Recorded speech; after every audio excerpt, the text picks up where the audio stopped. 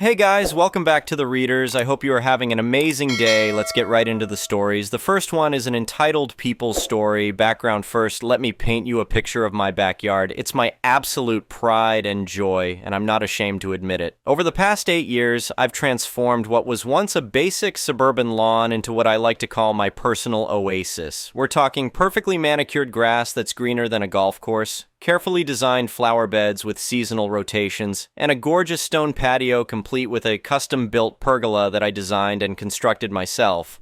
This isn't just a weekend hobby for me. I compete in local gardening competitions, and I've actually won a few awards over the years. My neighbors often joke that I should charge admission to my backyard, and honestly, I take that as a compliment. I've invested thousands of dollars and countless hours into creating something beautiful, and it shows. Now, let me tell you about my next-door neighbor. Let's call her what everyone in the neighborhood eventually started calling her behind closed doors. She moved in about 3 years ago, and from day one, it was clear we had very different approaches to property maintenance. Where my yard is pristine, hers looks like a forgotten wasteland. Patchy grass, weeds everywhere, and a general appearance that suggests she gave up on yard work sometime during the previous decade. At first, she seemed pleasant enough. We'd exchange the usual neighborly pleasantries when we saw each other outside.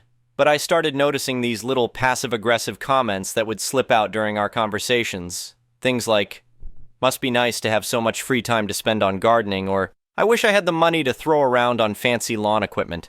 The comments always came with this forced smile that didn't quite reach her eyes. The first real red flag was when I caught her dog wandering around my property, doing its business right in the middle of my prized flower bed. When I politely mentioned it to her, she just shrugged and said dogs will be dogs. No apology, no offer to clean it up, just this attitude like my concerns were completely unreasonable. But I'm getting ahead of myself. The real problem started small, which is probably why it took me so long to realize what was actually happening. The mysterious disappearances. It began with my pruning shears. Now, these weren't just any ordinary pruning shears. They were a high-end ergonomic pair that my late father had given me as a housewarming gift when I first bought the place. They had this perfect weight and balance, and honestly, they were probably worth more than most people spend on their entire garden tool collection. More importantly, they had sentimental value that couldn't be replaced. I always kept them in the same spot on my potting bench, right next to my garden gloves. One morning, I went out to do some trimming on my rose bushes, and they were just gone. I searched everywhere, thinking maybe I'd left them somewhere else after my last gardening session. I checked the garage, the shed, even inside the house in case I'd brought them in for some reason. Nothing. I figured I must have misplaced them somehow. It happens, right? Even to organized people like me. I was frustrated because of their sentimental value, but I convinced myself they'd turn up eventually. About a week later, my brand new rotating sprinkler vanished. This was a top-of-the-line model that I just installed on my front lawn. It had these precision nozzles that created the most beautiful, even spray pattern you've ever seen. I'd spent weeks researching different models before settling on this particular one. The morning after I'd used it, I went outside to move it to a different section of the lawn, and it was completely gone. That's when the first little alarm bell started ringing in my head. One missing tool could be a mistake. 2 missing items started to look like a pattern, but the incident that really opened my eyes happened about 10 days after the sprinkler disappeared. I had just purchased this beautiful new garden hose. Not just any hose, mind you, but a 100-foot professional-grade, kink-resistant model with this gorgeous brass nozzle that had about 8 different spray settings. The whole setup had cost me nearly $200, but it was worth every penny for the performance and durability. I'd spent Sunday afternoon watering my entire yard with it, and when I finished, I carefully coiled it on the decorative hose reel that I keep right next to my outdoor spigot. I made sure it was perfectly arranged because, yes, I'm that type of person who likes things neat and organized. Monday morning, I went outside with my coffee to water my hanging flower baskets before work, and I stopped dead in my tracks. The hose reel was still there, but it was completely empty. The entire hose, the brass nozzle, everything was gone. Now I knew something was seriously wrong. 3 expensive items don't just disappear on their own, especially not from a fenced backyard. That's when I decided to take a casual look around the neighborhood just to see if maybe I could spot any of my missing equipment. I didn't have to look very hard.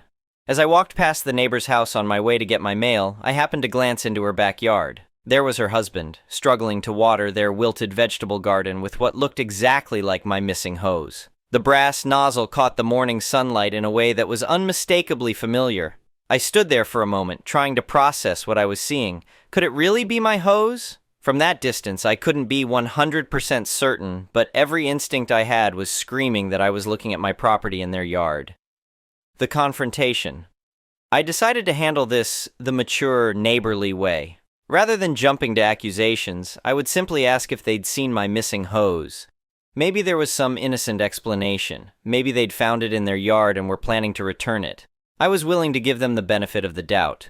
I walked over to their front door and knocked politely. She answered after a few moments, and I could immediately tell from her expression that she was already on the defensive, even though I hadn't said anything yet. I kept my tone friendly and casual. I explained that I seemed to have misplaced my new garden hose and wondered if she might have seen it or accidentally picked it up while doing yard work. Her reaction was immediate and completely over the top. She practically exploded at me, demanding to know if I was accusing her of stealing. She went on this whole rant about how they had their own things and didn't need to take mine, and maybe if I was more organized I wouldn't lose my stuff all the time. Before I could even respond or try to clarify that I wasn't making accusations, she slammed the door right in my face. I stood there on her doorstep for a moment, completely stunned by the aggressive response to what I thought was a perfectly reasonable question. That reaction told me everything I needed to know.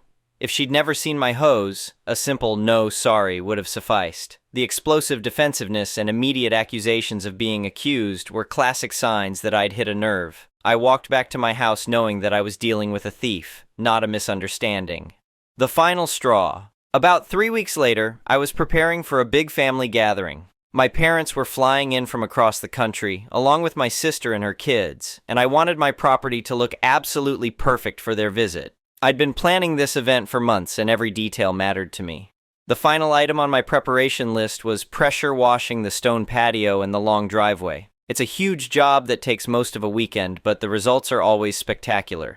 The problem was that I'd always rented pressure washers from the hardware store for this kind of work, and they were usually underpowered and frustrating to use. I decided this was the perfect opportunity to invest in my own professional-grade pressure washer. After researching different models and reading countless reviews, I settled on a gas-powered beast that cost nearly $1,000. Yes, it was a significant investment, but I knew it would last for years and give me the kind of results I was looking for. The pressure washer arrived on a Friday, and I spent Saturday morning putting it together and familiarizing myself with all its features. When I fired it up for the first time and saw the incredible cleaning power it delivered, I knew I'd made the right choice. The difference between this machine and the rental units I'd used before was like comparing a Ferrari to a bicycle. I spent most of Saturday working on the patio, and the transformation was amazing. Years of weathering and staining disappeared under the powerful spray, revealing the beautiful natural color of the stone underneath. By evening, I was exhausted but thrilled with the progress. I still had the entire driveway left to do, but that would be Sunday's project. Since the pressure washer was quite valuable and I didn't want it sitting out overnight, I wheeled it to what I thought was a secure spot in the corner of my back patio, tucked behind some large planters where it wouldn't be visible from the street or neighboring yards. Sunday morning, I got up early, made my coffee, and headed outside to finish the job. I was actually excited to see how the driveway would look after a thorough cleaning. But when I walked around to the back patio, I found an empty space where my pressure washer should have been. I stood there staring at the spot, unable to believe what I was seeing. This wasn't just a garden tool or a hose. This was a nearly $1,000 piece of equipment that I'd owned for exactly 24 hours. The violation I felt was unlike anything I'd experienced before. My family was arriving in just 3 days, and some entitled thief had stolen my pressure washer right out of my own backyard. Taking action, I immediately called the police non-emergency line. Within about 30 minutes, an officer arrived to take my report. He was professional and sympathetic, but I could tell from his expression that he'd dealt with plenty of similar situations before. After hearing my story and looking at the scene, he gave me some advice that would turn out to be more important than either of us realized at the time. He explained that while he believed my account of what had happened, suspicion wasn't enough for a search warrant. Without video evidence or catching the thief in the act, there wasn't much they could do legally.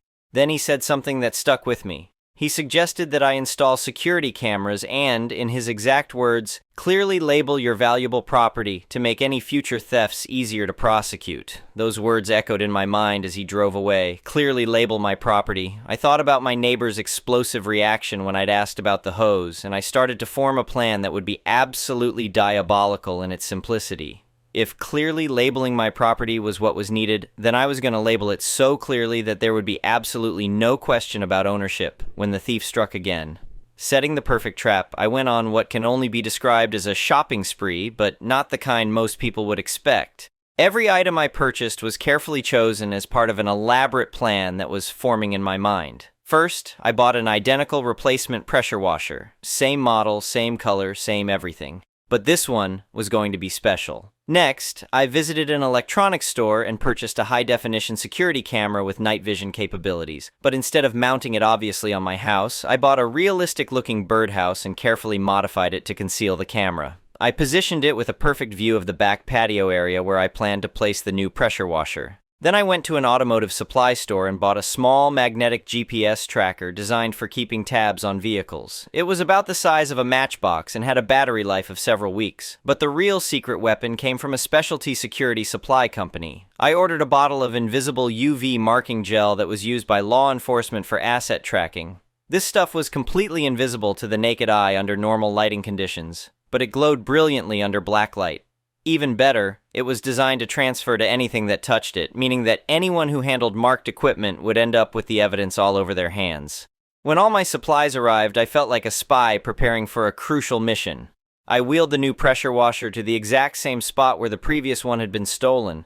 Then I attached the magnetic GPS tracker to the metal frame on the underside where it would be completely hidden. Next came the invisible marking. Using a small brush, I carefully painted the UV gel on every surface someone would touch when using the machine. The handle, the trigger gun, the nozzle, the pull cord to start the engine, everything got a generous coating of the invisible evidence. For the final touch, I mixed a substantial amount of the UV marking liquid into the machine's detergent tank. This was my masterstroke. Anyone who used the pressure washer wouldn't just get the marking gel on their hands. They would actually spray the invisible, glowing evidence all over whatever they were cleaning. The camera was positioned, the GPS tracker was active, and the trap was set. All I had to do was wait. The catch 3. Nights later, at 2:17 a.m., my phone buzzed with a motion alert from the security camera. I opened the app and watched in crystal clear high-definition video as my neighbor, wearing pajamas and slippers, crept across the dark yard like some kind of suburban ninja. I watched her look around nervously before grabbing the pressure washer and wheeling it across the lawn toward her garage. The infrared night vision captured every detail perfectly, including her face when she looked directly toward the hidden camera without realizing it was there. I immediately saved the video file to cloud storage and checked the GPS tracker app.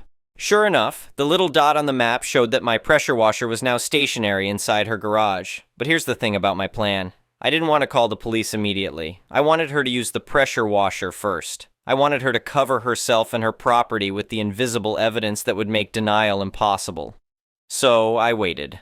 The following Saturday morning, I was rewarded with the beautiful sound of a gas engine roaring to life from her backyard. I quietly walked to the fence line and peeked through a gap between the boards. There she was, happily blasting away years of grime from her concrete patio with my stolen pressure washer. I watched her work for a full hour, knowing that with every spray, she was coating herself and her property with glowing evidence. The invisible marking gel from the detergent tank was being sprayed everywhere, creating an incriminating pattern that would be impossible to explain away. When she finally turned off the machine and started admiring her work, I smiled and went inside to make a phone call.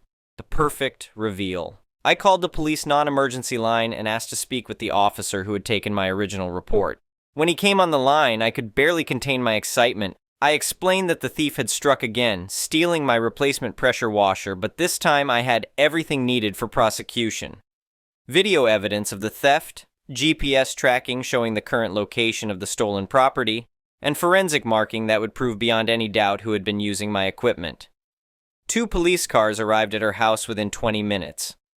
I walked over to meet them, carrying a powerful handheld blacklight that I'd purchased along with the marking gel. She was still in her backyard, proudly surveying her half-cleaned patio when she saw the police cars. I could see the panic in her eyes as she quickly tried to compose herself. When the officers approached her, she immediately went into her defensive routine. She claimed this was harassment, that I was obsessed with her, and that the pressure washer was hers, purchased on sale at some store she couldn't quite remember the name of. One of the officers, now having probable cause based on my video evidence and the GPS location, informed her that they needed to inspect the machine in question.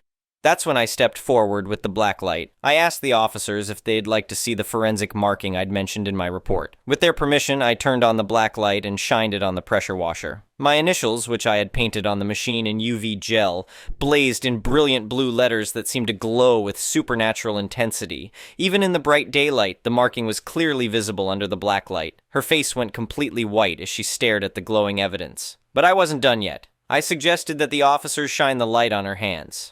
When they did, her palms and fingers lit up like Christmas decorations, glowing with the same blue evidence that was all over the pressure washer.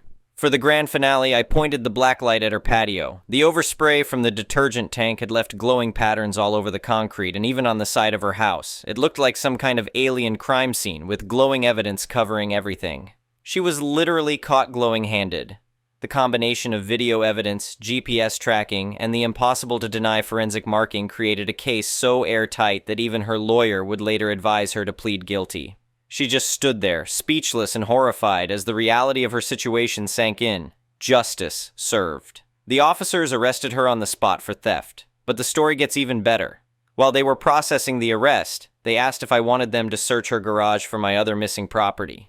With the video evidence of her stealing the pressure washer, they now had probable cause to look for additional stolen items. Sure enough, they found everything. My father's pruning shears, still with dirt on them from her failed attempts at gardening. The rotating sprinkler now missing one of its precision nozzles because she'd apparently tried to modify it somehow. The expensive garden hose, coiled messily in a corner and already showing wear from improper storage. I had anticipated this moment and had already marked all of these items with the UV gel when I first got the supplies. Under the black light, they all glowed with my initials, providing undeniable proof of ownership. The charges kept piling up as each item was documented and photographed. What started as one count of theft had become multiple counts involving hundreds of dollars worth of stolen property.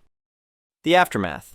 The court case was almost anticlimactic because the evidence was so overwhelming. She pled guilty to all charges rather than face a trial where the video, GPS data, and glowing evidence would be presented to a jury. She was sentenced to probation, a hefty fine, and 200 hours of community service. The judge specifically ordered that her community service be performed doing groundskeeping work at local parks, which I thought was a particularly fitting punishment. But the real justice was the public humiliation. The story spread through the neighborhood like wildfire. Everyone knew about the glowing evidence and how she'd been caught red-handed, or should I say, blue-handed. The best part was that she couldn't wash the UV marking off her patio for weeks. The industrial-grade marking gel had bonded with the concrete, creating a permanent glowing reminder of her crimes that was visible every time anyone shined a blacklight on her property. She tried painting over it, but the gel had soaked deep into the porous concrete. For months afterward, neighbors would joke about bringing blacklights to neighborhood barbecues just to see the crime scene. Final thoughts. I installed a comprehensive security system after this incident, with multiple visible cameras and a large, friendly sign that reads, "Smile! This property is under 24/7 video surveillance. All equipment is GPS tracked and forensically marked." I've never had another theft since then. The pressure washer, incidentally, works perfectly and has helped me maintain my award-winning yard for several seasons now. Every time I use it, I remember the satisfaction of watching a thief get caught in the most undeniable way possible. But the real victory wasn't just getting my property back or seeing justice served. It was proving that sometimes the best revenge is simply using someone's own greed and entitlement against them. She thought she was stealing from an easy target, but instead, she walked right into a trap that was so perfectly designed that escape was impossible. The neighborhood is much more peaceful now. People actually compliment me on my security measures and ask for advice on protecting their own property. And every spring, when I'm out working in my garden with my father's pruning shears, I smile knowing that sometimes good planning and patience really do pay off. The moral of the story? If you're going to steal from your neighbors, maybe make sure they aren't the type of person who watches CSI and has access to law enforcement-grade forensic equipment. And for anyone dealing with similar theft issues, remember what that police officer told me. Clearly label your property, just maybe not as clearly as I did. Update, 6 months later. The aftermath gets even better. Holy cow, I can't believe how much this post blew up. Thank you all for the awards and amazing comments. A lot of you asked for an update, and honestly, the saga has continued in ways I never expected. First, let me address some of the questions from the comments. About the UV marking gel. Several people asked where to get it. I bought mine from a company that supplies law enforcement agencies. It's called Forensic Asset Marking Gel, and yes, it's completely legal for civilians to purchase. The stuff I used was designed to last for months, even through weather exposure. Just search for UV Property Marking Gel and you'll find suppliers. About the cost. The whole operation cost me about $400 total, replacement pressure washer not included. The UV gel was $80, the GPS tracker was $60, the hidden camera was $150, and the blacklight was $40. Considering I recovered over $800 worth of stolen property and got justice, it was the best money I ever spent. About the legal stuff, a few people worried I might get in trouble for entrapment. My lawyer friend assured me that's not how entrapment works. I was protecting my own property on my own land. Setting a trap for thieves on your own property is completely legal. Now for the juicy updates. The neighborhood transformation. Remember how I mentioned the story spread through the neighborhood? Well, it spread a lot further than I thought. Someone posted about it on our local community Facebook page, and it went viral locally. The local newspaper even picked it up as a human interest story about creative crime fighting. The best part is that property thefts in our entire neighborhood dropped to almost zero after word got out. Apparently, when thieves hear that someone in the area is using CSI-level forensic marking, they decide to find easier targets elsewhere. 3 different neighbors have asked me to help them set up similar security measures. I've become the unofficial neighborhood security consultant, which is kind of hilarious considering I'm just a guy who really loves his garden. The ex-neighbor's downward spiral. This is where things get really interesting. About 2 months after the court case, I noticed a for sale sign go up in her yard. Apparently, between the legal fees, fines, and the neighborhood reputation, she decided it was time to move. But here's the kicker. The UV marking on her patio became a real problem when she tried to sell. The first couple of potential buyers brought blacklights to the showing. Word had gotten around about what to look for, and when they saw the glowing evidence all over her concrete, they walked away immediately. She ended up having to disclose the property marking incident to potential buyers, which basically meant explaining that she was a convicted thief and the patio was permanently marked with evidence of her crimes. You can imagine how that affected her property value. She finally sold the house for about $30,000, less than comparable homes in the area. The new owners are a lovely retired couple who actually think the whole story is hilarious. They've kept the glowing patio as a conversation piece and joke about having the most secure backyard in the neighborhood. The community service twist. Remember how she was sentenced to 200 hours of community service doing groundskeeping? Well, it turns out that one of the parks where she was assigned to work was visible from the main road where a lot of our neighbors drive to work every day. For months, people would see her out there in the orange community service vest, pulling weeds and picking up trash, and everyone knew exactly why she was there. The irony of someone who couldn't maintain her own yard being forced to maintain public spaces wasn't lost on anyone. But the absolute best part was when she was assigned to work at the community center where I volunteer for the annual garden show. She had to spend an entire weekend helping set up the very competition that I've won multiple times. The look on her face when she realized she was essentially working for me was priceless. The investigation expansion. About 3 months after the original incident, I got a call from a detective. Apparently my case had inspired them to look into other unsolved property thefts in the area. They asked if they could borrow some of my UV gel to mark some bait property in areas where thefts had been reported. Long story short, they caught 2 other thieves using my method. Both cases resulted in convictions and recovery of stolen property. The detective joked that I should consider a career change to law enforcement consulting. The local police department even featured my story in their community newsletter as an example of innovative property protection. I'm apparently now the poster child for creative crime prevention. The copycat effect. The funniest update is that my security sign has inspired other neighbors to get creative with their own warnings. The house 2 doors down now has a sign that reads, "Property protected by DNA marking and attack cats." They don't actually have attack cats, just 2 very lazy house cats, but apparently the sign works as a deterrent. Another neighbor put up a sign claiming their property is monitored by satellite and protected by ninja squirrels. I'm pretty sure the ninja squirrels are just regular squirrels, but who's going to test that theory? The garden competition success. Last spring's garden competition was my most successful yet. I think partly because my story had made me something of a local celebrity, but mostly because I finally had all my proper tools back and could maintain everything perfectly. I won first place in 3 categories and was asked to give a presentation about security-conscious gardening. Who knew that would ever be a thing? The best moment was when they announced my wins and someone in the audience shouted, "That's the guy with the glowing evidence." The whole crowd burst into applause. I felt like a crime-fighting superhero, except my superpower is maintaining an exceptionally beautiful yard. The technical follow-up for those asking about the technical details, the GPS tracker worked flawlessly and the battery lasted exactly as advertised. I've since upgraded to a newer model with even longer battery life and better accuracy.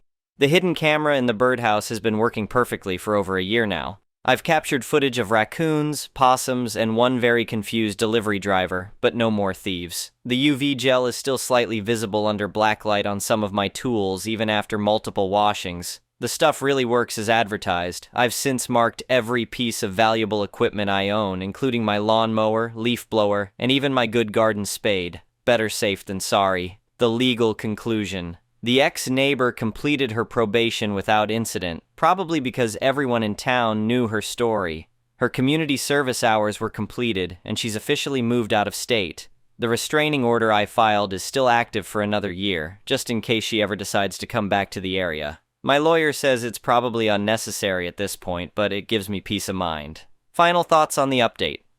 A lot of people asked if I felt bad about how everything turned out for her. Honestly, not really. She made a choice to steal from her neighbors repeatedly, and she faced the consequences of those choices. If she had just kept her hands off other people's property, none of this would have happened. The fact that her actions had long-term consequences for her property value and reputation is unfortunate, but those are natural results of her decisions, not anything I deliberately caused. I'm just glad I can enjoy my garden in peace now, knowing that my tools will be where I left them when I go to use them. And hey, if anyone else is dealing with similar problems, you now have a proven method for catching thieves red-handed. Or should I say, blue-handed under blacklight.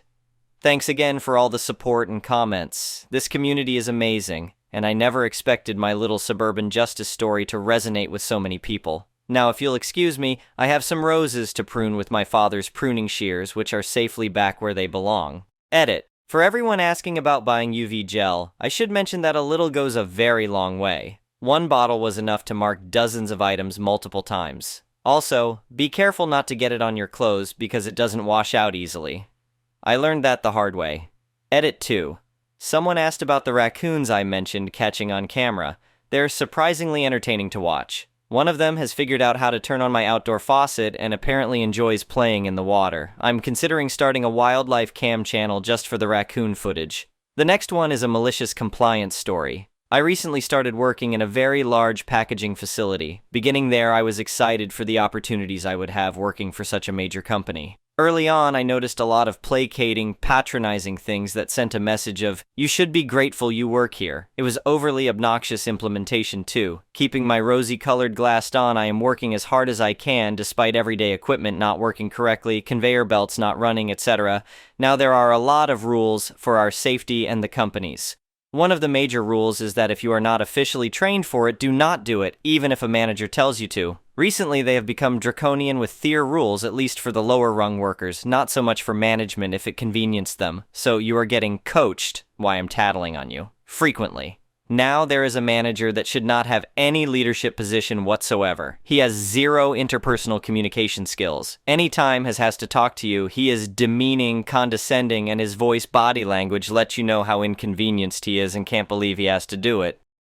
Yesterday I had enough. Cue malicious compliance. I'm packing items into boxes and putting them on the conveyor belt. I run out of a few size of boxes. So, per protocol, I turn on the help light above my station and wait because I need those boxes. Manager M comes by.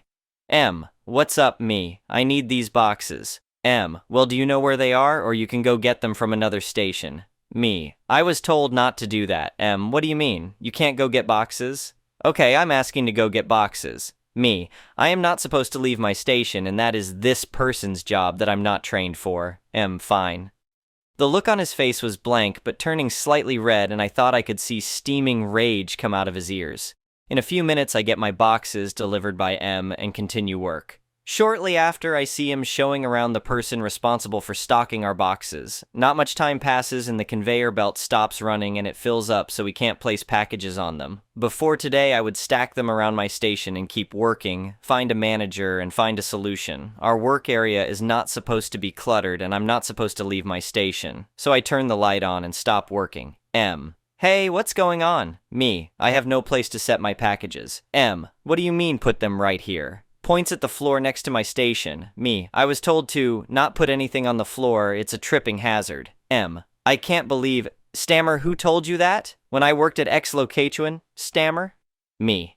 I had 3 trainers on separate occasions and situations tell me this. M. Stares at me for a solid 3 seconds and looks around that station over there, walk over and stack the packet there. I'll put them on the conveyor belt when I get back. The station is about 50 feet away and I'm on the end nearest it, so I start jamming out walking packages over. I hear him telling the rest of the station to do the same. In the 15 minutes it takes for the belt to run again, there is at least 75 packages piled up in their other station, all various sizes and weights. Manager walks by and stops dramatically, staring at the dragon's horde before him, mouth open, incredulous. The first package he picks up must have been heavy because he stumbles a little picking it up. The only place to put them on the line is right next to me. He proceeds to slam each and every one down on the belt, huffing and puffing. I don't even acknowledge his existence, but inside laughing my ass off. The next one is an entitled people story, just happened a few hours ago. Was at grocery store with my wife to pick up a few things. Since we had only 6 items, we lined up at the express lane. Several customers in front of us, so we waited patiently while an older man who was at the register bent over and put his head on his arm supported by the card reader. My wife and I looked at each other, wondering if he was having either vertigo or heart issues. A woman a couple spots behind him comments loudly, "I am going to go postal in a minute," to the events happening with the man. He tries to leave the register, but walks to the window about 10 steps away and repeats the action. My wife gives me her purse and goes to check on him while I stay in line. I am redirected to another register, which I pay for our items and go stand next to the man. A few managers from the store are checking up on him and called an ambulance. My wife is a former paramedic, so she gets into her groove and tries to find out what happened, and where he was unresponsive at first started opening up and feeling better after some time. The whole time I am waiting to offer additional assistance if needed. Asked if he needed water, which he declined. I'm also watching the registers, and the Karen who is going to go postal finally reaches the register and is indignant that it took her this long to pay for her food and stormed off while every customer and cashier looked in and asked if the man was okay. I kept replying that 911 had been called and an ambulance is on the way. Thank you, though. Postal Karen felt everything revolved around her, so she currently occupies a couple megabytes of infamy on the internet. My wife and Ibtree to hold on to every last scrap of humanity and try to find the good in people these days. Thank you to those who stopped to ask. Thank you to the gentleman who helped hold him up. Thank you to the store managers for recognizing the situation and calling for help. Thank you to my wife for being a very compassionate person and checking in on a stranger that we never have met before. Lastly, thank you, sir, for your service in the Navy. We never got your name, but still thank you. Anyway, thank you for watching.